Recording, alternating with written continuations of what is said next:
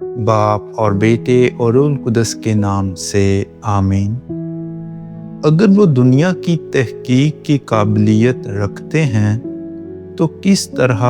انہوں نے اس کے مالک کو نہیں پہچانا؟ ہمارے لیے آج کی تلاوت حکمت کی کتاب اس کا 13واں باب اور اس کی پہلی آیت سے لے کر 9ویں آیت تک۔ سب لوگ جنہوں نے خدا کو نہیں پہچانا اپنی سرشت ہی سے احمق ہیں۔ وہ نظر آنے والی اچھی چیزوں سے اسے جو ہے نہ جان سکے اور نہ انہوں نے کاریگریوں پر غور کر کے ان کے کاریگر کو پہچانا، مگر انہوں نے گمان کیا کہ آگ یا باد یا لطیف ہوا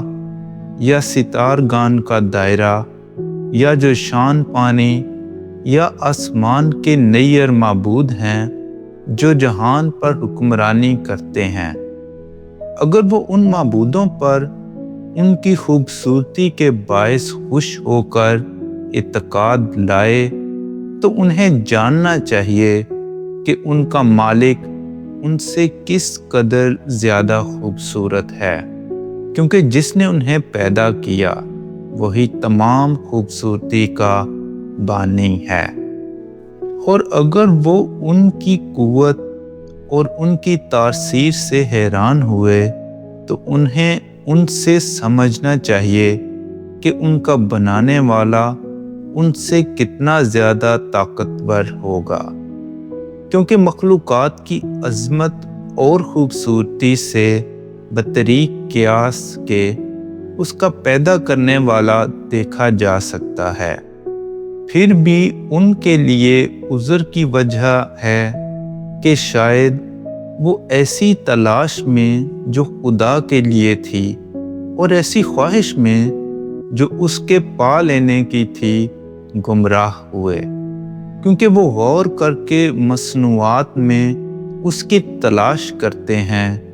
تو ان کی شکل انہیں فریفتہ کرتی، کیونکہ نظر آنے والی چیزیں خوبصورت ہیں، باوجود اس کے ان کے لیے عذر نہیں، کیونکہ اگر وہ ایسے علم تک پہنچے کہ انہیں زمانے کی ماہیت جاننے کی بھی طاقت ہو گئی تو کس طرح انہوں نے ان چیزوں کے مالک کو پیشتر ہی سے نہ پہچان لیا۔ پاک کلام کے پڑھے اور سنے جانے پر خدا کی برکت۔